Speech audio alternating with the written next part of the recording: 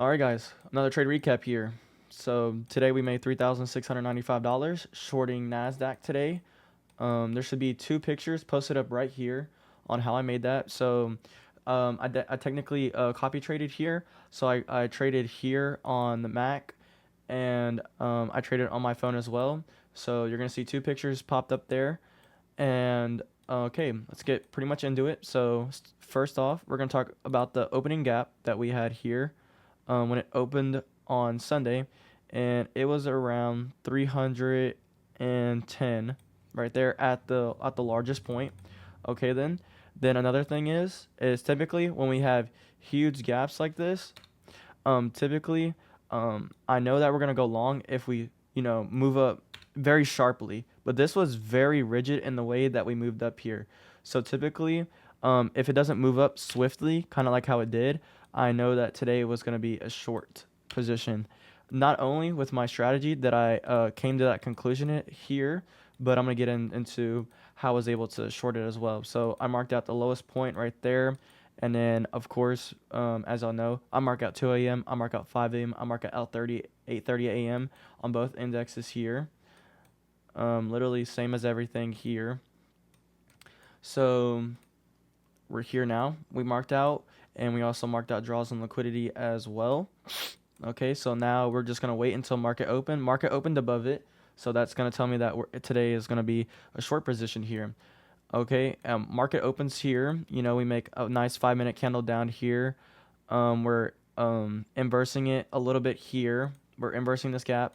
Also, when I saw that we were inversing it here, I saw that we made a bearish SMT here on both indexes. Marked out that as well.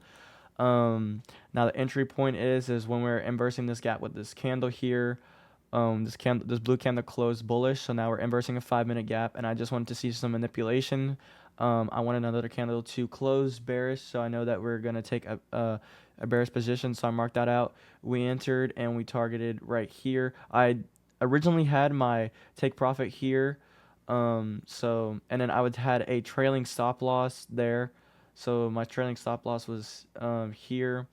It kind of got hit because I was just slowly itching it way down, and it decided to move up before it hit TP, but which is fine. And yeah, that's kind of how we kind of hit that there. So now you know how I made that as well. But I would also like y'all to stick around a little bit longer because I know some people um, like to be a little crazy and like to have emotions. And when we have big news like this, people kind of panic and they don't like to trade. So I mean, all discretion up to you when you trade as well, because the way that I like to, you know, teach people how to trade is basically I want you to trade in a way that you understand. So I know when you like watch people, um, try not to like idolize or if you're not in the same position as them, or you're not directly in the same space as them, you want to copy them hand in hand, but don't always believe what you see as well. When it comes to trading, like I said, I want you to trade in a way that you're able to understand and pick up on the confluences and understand your emotions and understand your risk management. Because I see some people with fundeds, and when they're getting their 5 days of um, $150 or more, they're just kind of scalping on 1 minute and entering and closing positions, and that can blow fundeds right there. So that is one big thing that I've seen as well. And then some people not controlling their emotions. So they get kind of scared when they're itching on their 2,000 and it's about to hit it, and they're like, I need to hit home runs. That's not what we're doing here in trading. You want to be able to hit consistent days. I rather have consistent $2,000 days instead of okay, I hit for a $500 day, then I lose 1,000, and then I'm trying to hit a home run so I can make back that 500 and be on top. So we're aiming for 1,500. I rather have consistent $2,000 days while also using partials as well, because partials are important.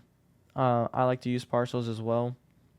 If you um look at some of my trades, you might see two blue markers, but in today I didn't use parcels. I just kind of itch my stop loss, which is something else that you can also implement as well. That is something good that you can implement in your trading as well. And yeah, just stick to your rules. Don't switch up your strategy too much. That's I mean, the only time you should really switch up your strategy is like, if it's not like necessarily not hitting the same, but you're not able to, pick up on moves like this. That's the only time that you should really, but don't change anything big, go pretty small about it. Maybe take out this confluence, add in this confluence maybe if it's working for you. If you think you're hitting better with it, um that should be something that you should implement in your trading. Don't switch up too much at one time. Just control a little bit at a time. Take small steps. Don't try to hit home runs. So I think that's a big thing as well. And just kind of understand where you sit at as a trader. I mean, y'all might be on MNQ or MNES. Take small steps. Don't try to go for home runs. I know that's basically the entire conversation of this. Don't try to hit home runs. Be consistent. You know, that's pretty much all I got for y'all. So I wish all the best in y'all's trading here. Um, that's all I got. Take care. I'm gonna see y'all in the next trade recap. Peace.